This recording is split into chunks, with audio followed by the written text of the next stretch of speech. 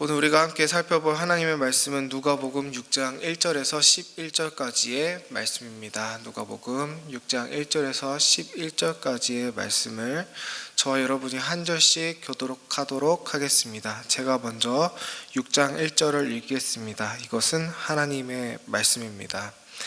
한 안식일에 예수께서 밀밭 사이로 지나가시게 되었다. 그런데 그의 제자들이 밀 이삭을 잘라 손으로 비벼서 먹었다. 그러자 몇몇 바리새파 사람이 말하였다. 어찌하여 당신들은 안식일에 해서는 안 될 일을 합니까? 예수께서 그들에게 대답하셨다. 다윗과 그 일행이 줄였을 때에 다윗이 한 일을 너희는 읽어보지 못하였느냐? 다윗이 하나님의 집에 들어가서 제사장들 밖에는 먹어서는 안 되는 제단빵을 집어서 먹고 자기 일행에도 주지 않았느냐? 그리고 예수께서 그들에게 말씀하셨다. 인자는 안식일의 주인이다. 또 다른 안식일에 예수께서 회당에 들어가서 가르치시는데 거기에는 오른손이 오그라든 사람이 있었다. 율법학자들과 바리새파 사람들은 예수를 고발할 구실을 찾으려고 예수가 안식일에 병을 고치는지 엿보고 있었다. 예수께서 그들의 생각을 아시고 손이 오그라든 사람에게 말씀하셨다. 일어나서 가운데 서라. 예수께서 그들에게 말씀하셨다. 너희에게 물어보겠다. 안식일에 착한 일을 하는 것이 옳으냐 악한 일을 하는 것이 옳으냐 목숨을 건지는 것이 옳으냐 죽이는 것이 옳으냐. 예수께서 그들을 모두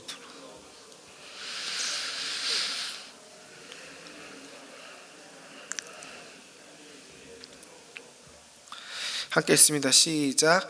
그들은 화가 잔뜩 나서 예수를 어떻게 할까 하고 서로 의논하였다. 아멘.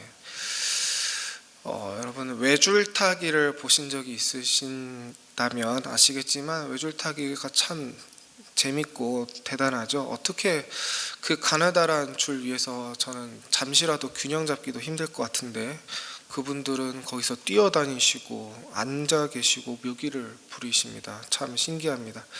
외줄타기를 잘 하기 위해선 당연히 피나는 훈련이 필요합니다. 제가 예전에 영상으로 봤는지 글로 읽었는지 정확하게 기억은 안 나지만 외줄타기 장인이 자기 제자를 가르치는 과정 중에 이런 훈련이 있었던 걸로 기억합니다. 제자가 줄타기를 하고 있을 때 스승이 일부러 옆에서 큰 음악을 늘어놓는 겁니다. 시끄럽고 정신없게 말이죠. 그래서 이 제자가 줄 위에서 정신적으로 흔들리지 않도록 훈련시키는 것이었습니다. 근데 하루는 이 스승이 아무 음악도 틀지 않고 조용히 훈련을 시키는 겁니다. 제자가 여느 때처럼 줄을 타고 있는데 갑자기 스승이 악 하고 비명을 지르면서 쓰러집니다. 제자가 놀래가지고 줄에서 내려와서 스승님 괜찮으십니까? 하니까 스승이 버럭 화를 내면서 야 이놈아 내 비명이 들릴 정도로 집중을 못하면 어떡해? 너가 줄 위에서 조금만 딴 생각을 하면 떨어져서 죽을 수도 있다. 이 멍청한 자식. 막 이렇게 화를 내는 겁니다. 그리고 몇 년 뒤에 이 제자가 이제 모든 줄타기 기술을 다 연마하고 정점의 자리에 섰을 때 스승님이 마지막으로 이 거짓 비명을 한 번 더 질렀는데 이번엔 제자가 개념치 않고 계속 줄 위에서 연기를 이어가는 모습을 보고 이제 스승님이 씩 미소를 지으면서 자식 이제 다 컸네 하면서 흐뭇해하는 그런 장면이 기억이 납니다. 어떤 한 가지에 자기의 모든 것을 거는 장인의 멋진 열정을 엿볼 수 있는 그런 이야기죠. 근데 이 이야기를 조금 비틀어서 지금 우리 상황에 맞게 대입해 봤으면 좋겠습니다. 지금처럼 제가 설교를 하고 있는데 만약 한 성도님이 비명을 지르면서 거품을 이렇게 물으시면서 발작을 일으키셨다고 생각을 해봅시다. 그럼 설교자인 저는 어떻게 하면 좋을까요? 제가 놀라서 단상에서 내려와서 성도님 괜찮으십니까? 근데 성도님이 야 이놈아 내 비명이 들릴 정도로 설교에 집중을 못하면 어떡해? 하나님의 말씀을 전한다는 사람이 정신 못 차리냐? 이러시겠습니까? 그분이? 그러지 않겠죠. 반대로 제가 그분을 개념치 않고 설교를 이어가고 있다고 생각해 봅시다. 다른 성도님이 그 성도님을 도와주려고 하는데 제가 성도님 지금 이 시간은 하나님의 말씀이 전해지는 시간인데 집중 못하면 어떡하십니까? 그분 그대로 놔두시고 지금은 하나님 말씀 듣기에 집중하셔야죠. 제가 이런다고 생각해 보시기 바랍니다. 정말 그분들에게 제 설교가 하나님의 말씀처럼 들리겠습니까? 그냥 사이코패스처럼 보이겠죠. 오늘 말씀에 바리새인들의 모습도 어쩌면 이런 모습과 같습니다. 바리새인들은 자기의 신앙에 대한 자기 열정, 헌신 이런 것들을 과시하고 싶었던 사람들입니다. 마치 외줄타기 장인처럼 자기는 성경 장인, 신앙 장인 이렇게 보이고 싶었던 것입니다. 다른 사람의 비명 소리도 무시할 만큼 자기는 하나님만 바라보는 사람이다, 이런 걸 드러내고 싶어 하는 것이죠. 그러니까 안식일에 길가에 있는 밀을 까먹는 사람, 안식일에 손을 펴지 못하는 사람을 도와주는 사람을 정죄함으로써 나는 이런 것까지 정죄할 수 있어 라고 자기의 신실함을 높이는 겁니다. 그런데 참 아이러니한 겁니다. 다른 사람의 배고픔을 무시하고 다른 사람의 아픔을 무시하는 사람이 어떻게 하나님을 바라보는 사람일 수 있냐는 것이죠. 이 두 모습이 한 사람 안에 같이 있다면 그 상태는 마치 정신분열 상태와 같습니다. 그래서 예수님의 솔루션이 오늘 들어가게 됩니다. 오늘 말씀 1절을 보면 제자들이 밀 이삭을 잘라 손으로 비벼 먹었다라고 되어 있습니다. 여기서 손으로 비벼 먹었다라는 표현은 신명기 23장 25절을 의식한 표현입니다. 거긴 이렇게 적혀 있습니다. 내 이웃의 곡식밭에 들어갈 때에는 네가 손으로 그 이삭을 따도 되느니라. 그러나 내 이웃의 곡식밭에 낫을 대지는 말지니라. 손으로 이삭을 따는 행위는 하나님께서 자비의 의미로 허락하신 행위입니다. 하지만 낫을 대서 가져가는 것은 수확하는 행위가 됩니다. 그래서 남의 밭에서 낫을 대서 수확하는 행위는 절도에 해당이 됩니다. 이를 볼 때 오늘 바리새인들이 제자들을 이제 고발한 이유는 제자들이 수확하는 노동의 행위를 했다였는데, 이런 것들을 생각해 볼 때 제자들은 지금 안식일을 범한 것조차 아닙니다. 제자들이 낫을 대서 수확하는 노동의 행위를 한 게 아니기 때문입니다. 이 제자들은 그냥 이웃의 자비를 받은 것뿐입니다. 오늘 말씀의 내용은 마태복음 12장에도 나와 있는데요. 거기 보면은 그때 예수님의 무리들이 굉장히 배가 고픈 상태였다는 것을 알 수 있습니다. 그리고 제자들이 먹은 이삭은 단순히 길가에 있던 이삭이었습니다. 보통 수확이라는 노동은 밭이라는 누군가의 명확한 소유물로 인정되는 공간 안에서 하는 것이라면, 지금 제자들이 먹은 이 이삭은 딱히 누군가의 소유물이다라고 하기는 애매한 그냥 길가에 있는 그런 이삭이었습니다. 이걸 가지고 뭐라고 할 것 같으면 그냥 길 가다가 목이 말라서 근처에 있는 개울물에 손을 이렇게 길어서 먹는 것, 그것도 노동이다라고 정죄해야 하는 그런 어이없는 지적을 바리새인들이 하고 있다라고 볼 수 있습니다. 이것은 명백하게 바리새인들이 악의를 가지고 트집을 잡는 것이라고밖에 볼 수 없습니다. 예수님은 바리새인들에게 하지만 해명을 요구받았습니다. 근데 예수님은 설교에 열정이 있으신 분입니다. 예수님은 설교 장인입니다. 언제 어떤 상황에서든 그것을 설교거리로 삼으실 준비가 되어 있으신 분입니다. 예수님이 요구받은 것은 해명인데 예수님은 그것을 지금 자신에 대한 설교로 바꾸십니다. 바리새인들은 상대를 잘못 고르는 겁니다. 그들은 예수님을 난처하게 하려고 꺼낸 말인데 오히려 예수님한테는 너무 좋습니다. 안 그래도 이 땅에서 한마디라도 더 말씀하셔야 되는 분인데 그런 분에게 지금 바리새인들이 한 번 더 설교할 기회를 줘버린 것입니다. 예수님은 마치 기다렸다는 듯이 이제 다윗 얘기를 꺼내십니다. 여러분, 다윗은 유대인들에게는 거의 구약 성경의 주인공이나 다름없는 그런 인물입니다. 다윗 왕이 골리앗을 무찌른 이야기를 들으면은 유대인들은 함께 환호하고, 또 사울 왕이 다윗 왕을 죽이려고 추적하는 이야기를 들으면 유대인들은 감정이입이 돼서 함께 조마조마하고 불안해합니다. 그러면 오늘 예수님이 말씀하신 대로 다윗 왕이 사울 왕을 피하다가 너무 배가 고파서 제사장 아히멜렉에게 이르렀던 이 사무엘상 21장의 내용을 들으면 유대인들은 어떻게 반응했을까요? 마치 구연 동화를 듣는 아이들처럼 어떻게 다윗 왕은 어떻게 먹을 게 없어서 어떻게 이랬을 겁니다. 왜냐하면 그 전 상황이 다윗에게 너무 급박했기 때문입니다. 하나님께서 직접 개입하셔서 사울을 잠시 미치게 만드심으로써 다윗이 도망갈 시간을 벌게 만드셔야 했을 정도로 다윗은 정말 헐레벌떡 도망쳐서 거의 죽을 지경에 이르렀기 때문입니다. 근데 그때 제사장 아히멜렉이 오직 제사장만 먹어야 하는 거룩한 빵을 다윗에게 내주었을 때 그걸 듣는 유대인들의 반응은 어땠을까요? 이랬을 겁니다. 와, 하나님 정말 대단하시다. 저 빵을 예비해 두셨다니 하나님 정말 절묘하시다 하면서 다윗을 지키신 하나님을 찬양했을 겁니다. 그들은 어떻게든 다윗을 살리신 하나님을 기억하지 다윗이 율법을 어긴 것을 기억하지 않았던 것입니다.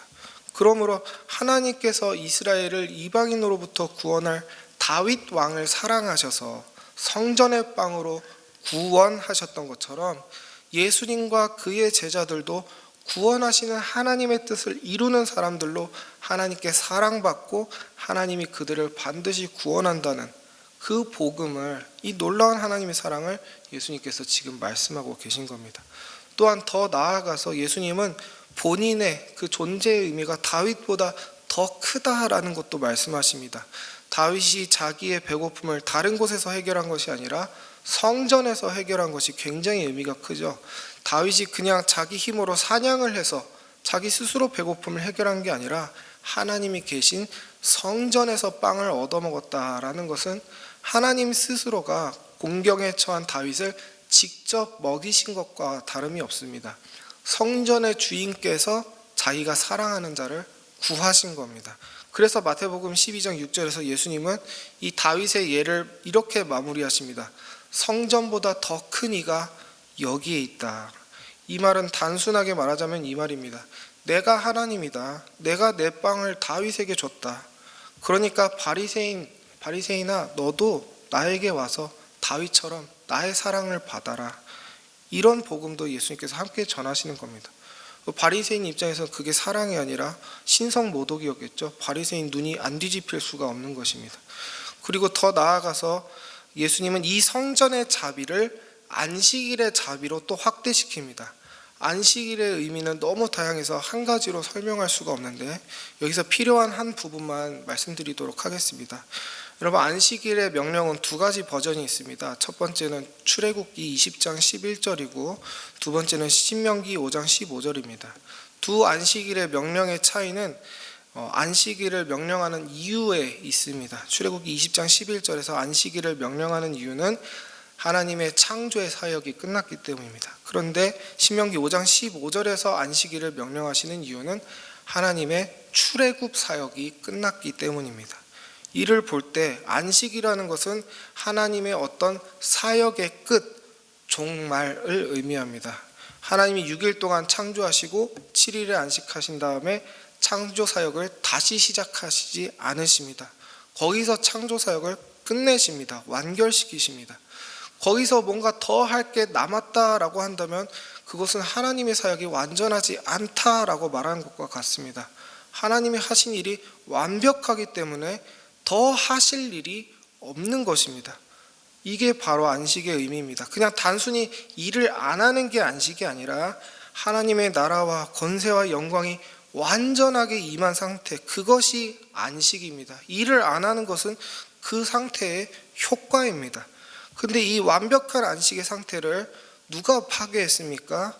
인간이 죄로서 하나님의 창조 세계를 파괴했습니다. 하나님의 인간 때문에 이제 다시 일하셔야 했습니다. 그리고 그 일은 창조 사역이 아니라 이제 구속 사역입니다. 인간을 죄로부터 건져내는 일을 시작하셨습니다. 이 구속 사역의 큰 대지였던 사건이 바로 출애굽 사건이었죠. 출애굽 사건을 기점으로 이스라엘의 종된 상태가 끝났습니다. 종이란 존재는 무엇을 소유하지 못하는 존재죠. 본인이 소유물이기 때문에 그것이 무엇을 소유한다는 게 불가능합니다. 그런데 하나님께서 이스라엘 백성들을 출애굽시키시고 제일 먼저 공을 들이신 일이 무엇이었습니까? 이스라엘 백성들에게 땅을 소유하게 하도록 하는 것이었습니다. 땅의 산을 소유하게 하도록 하신 것이죠. 하나님께서 이것을 안식이라고 부르시고 신명기 5장 15절을 통해서 이것을 기념하여 안식을 지키라라고 말씀하셨습니다. 근데 그 말의 뜻은 무엇입니까? 이제 새롭게 생각해야 될 안식은 죄의 끝, 죄의 종말, 죄로부터의 안식이요, 배고픔으로부터의 안식이요, 종된 삶으로부터의 안식, 끝이라는 겁니다. 그 말은 그 이전으로 절대 돌아가지 말라는 겁니다.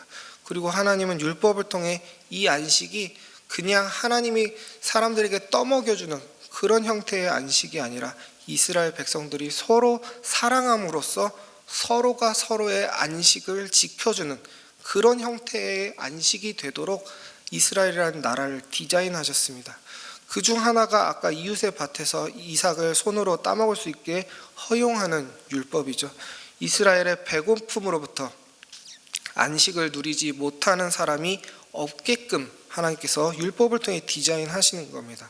이 이스라엘 땅은 안식의 땅이기 때문에 서로가 서로의 안식을 지켜줘야 하는 것이죠.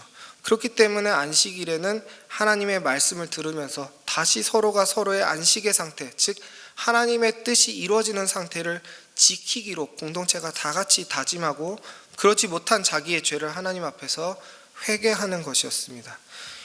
이게 안식일의 의미입니다. 예수님이 왜 안식일에 근데 손이 오그라든 병자를 고치셨을까요? 아까 그 자비의 의미와 합쳐서 생각해 보자면은, 여러분, 손이라는 것은 성경에서도 그렇고 우리 일상 속에서도 자주 도움, 자비를 상징합니다. 손을 내민다라는 얘기를 들었을 때 우린 단순히 그 손을 내미는 행위만 떠올리지 않습니다. 실질적으로 도와주는 것을 상상하죠. 신명기 15장 7절에서 8절을 제가 읽겠습니다. 내 하나님 여호와께서 내게 주신 땅 어느 성읍에서든지 가난한 형제가 너와 함께 거주하거든 그 가난한 형제에게 내 마음을 완악하게 하지 말며 내 손을 움켜쥐지 말고 반드시 내 손을 그에게 펴서 그에게 필요한 대로 쓸 것을 넉넉히 구워주라. 아멘. 여러분, 성경 속에 등장하는 병자들은 보통 이스라엘의 모습을 상징합니다. 원래 하나님께서 이스라엘에게 명령하신 모습은 항상 가난한 자에게 손을 펴는 모습이었습니다. 가난한 자에게 절대 손을 오므리지 말라고 명령하십니다. 손을 펴서 다른 형제가 마땅히 누려야 할 그 안식을 지켜주라 라고 말씀하십니다. 하지만 이스라엘은 너무 오랫동안 손을 오므린 상태로, 가난한 자에게 손을 오므린 상태로 있었던 나머지 손을 펴는 능력을 잃어버린 것입니다. 형제를 사랑하지 않는 죄가 너무 찌들어서 그 때가 벗겨지지 않는 것입니다. 오늘 본문도 보십시오. 예수님께서 병자를 고치시는데 사랑을 보여주시고 질병으로부터의 안식을 보여주시는데 11절에 사람들의 반응은 어떻습니까? 잔뜩 화가 났습니다. 마태복음 12장 14절엔 이렇게 반응합니다. 바리새파 사람들은 밖으로 나가서 예수를 없앨 모의를 하였다. 이 안식의 주인을 죽여버려야겠다라고 다짐합니다. 그들의 손은 여전히 오그라져 있는 것입니다. 사랑의 통로로 쓰여 했던 그들의 손은 괴물처럼 일그러져 버린 것입니다.